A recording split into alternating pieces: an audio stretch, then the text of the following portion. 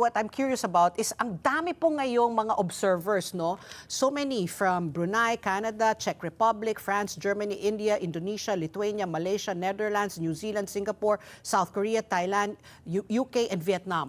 Does this mean that in case, in the eventuality something happens, we can rely on them? These are 100% our partners, kumbaga may alliance na pulutan tayo. Kumbaga, pwede natin silang asahan kung sakali man po, tayo po magsasanib puwersa, laban po sa magiging kalaban po natin.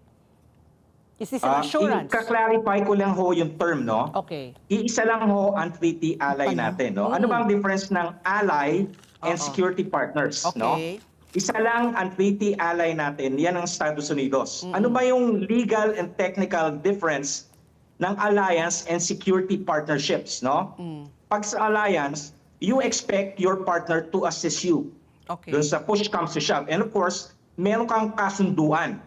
Ayan yung tinatawag natin 1951 Mutual Defense Treaty. Although wala sa text nung 1951 Mutual Defense Treaty, no, merong ibang understanding. And of course, behind the Mutual Defense Treaty of 1951, you have, of course, plans and programs of the Mutual Defense Board that provides conditions wherein our treaty ally, which is of course the United States, would provide us assistance. Isa lang ang treaty ally natin, ayan ang Amerika. Pagdating ho sa isa namang elemento ng isang security relationship, yung tinatawag natin security partnerships. Okay. Meron tayong security partnership, of course, unang-una dyan, Australia, Japan. tapos Japan, to a certain degree, South Korea, and possibly even tinitignan natin India.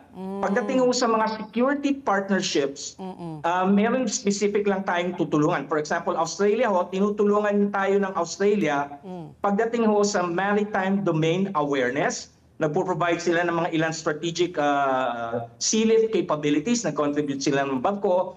Every now and then, meron tayong military exercise sa kanila. Sa Japan ho, very specific din. Japan is assisting us sa Coast Guard and of course, doon sa tinatawag natin maritime domain awareness, yung pagbenta sa atin ng mga heavy radar. Galing ho ng Mitsubishi Heavy Industry. So very specific ho yan. Hindi natin sila aasahan ho pag nagkaroon ho ng kaguluhan. Kasi hindi naman sila obligado at hindi rin tayo obligado tulungan sila. Pero ang interesting thing ho dito, ang Japan ho, Australia and South Korea are also US treaty ally.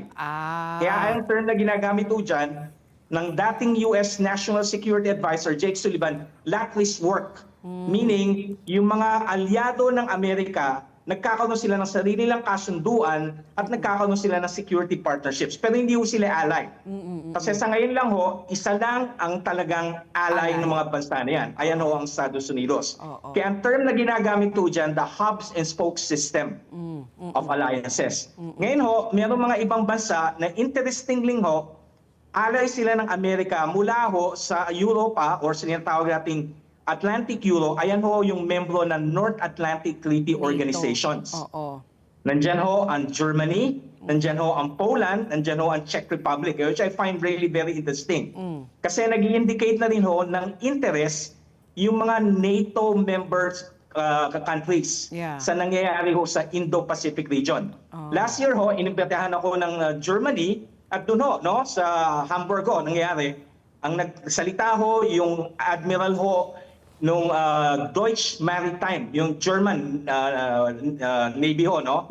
Nag-mention sila na nangyayari dito sa Indo-Pacific region ho. So, let's be very clear ho, isa lang ho talaga ang aliado natin ang Estados Unidos.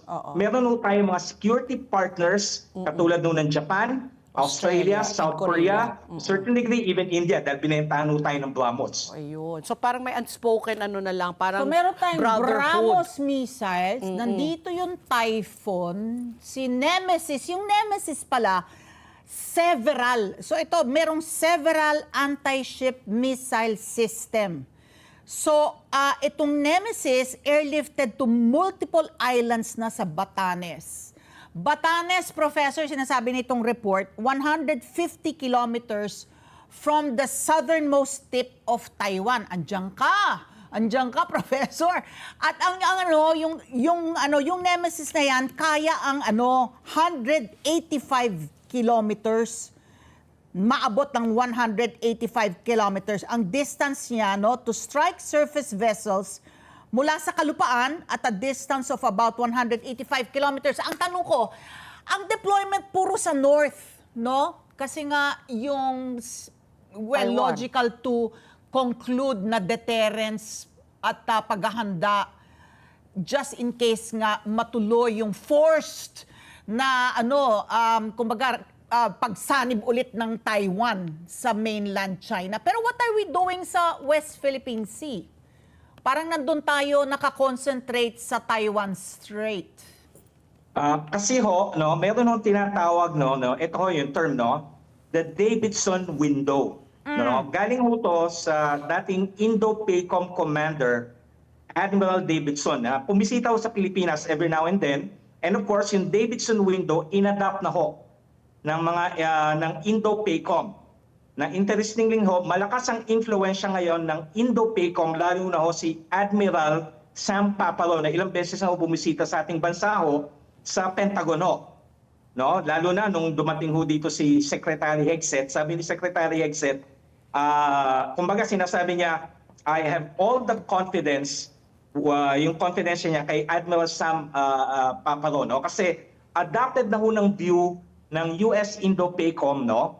Na baka ho, ayun ho yung basihan ng Davidson window, nakikita ho ng US Indo-PACOM na lahat ng paghahanda ng ginagawa ho ng China, no, pagpapalakas ho ng kanilang hukbong dagat, paggagawa ho ng madaming amphibious vehicle, and recently ho nilabas yung artificial port na ginagawa ho ngayon dyan sa Fujian province sa Xiamen, mukhang nakadirekta ho sa armed invasion ng Taiwan by 2027.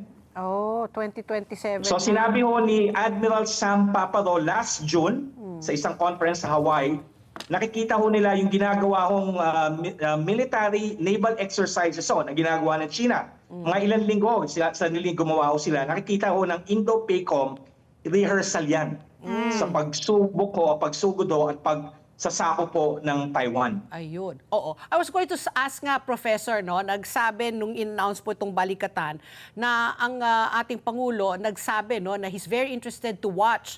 And sabi nga, there's going to be live exercise. Dito po, sa paggagawa po ng live exercise, ito ba ay parang pagpakita rin ng ating kakayahan kasama ang ating security partners at ang ating kaalyado para po, parang to send the message na don't mess with us? Well, very clear naman ho eh. Lalo noon sinabi ho ng US Marine General, si General Glenn, no? Yata, na, well, ang talagang focus talaga natin is homeland defense. Defending ho yung bansa natin, nakatugpa naman ho, nakasaad ho sa tinatawag nating Comprehensive Archipelagic Defense Concept. Na ang security concern natin, hindi na lang ho dito sa mga isla ho natin, kundi sa nakapaligid na dagat. Ang isang dagat ho na nakapaligid sa Pilipinas, na nag-link ho sa Luzon and of course Taiwan, ay ang Luzon Strait. Oh. So kasama ho yan, yung Luzon Strait sa ating tinatawag ho nating area of concern, area ho na dapat nating kumbaga i-develop yung capabilities natin para protektahan. Okay. Okay. Ito nga, Let's get together. Sunnet 25. Sunnet 25.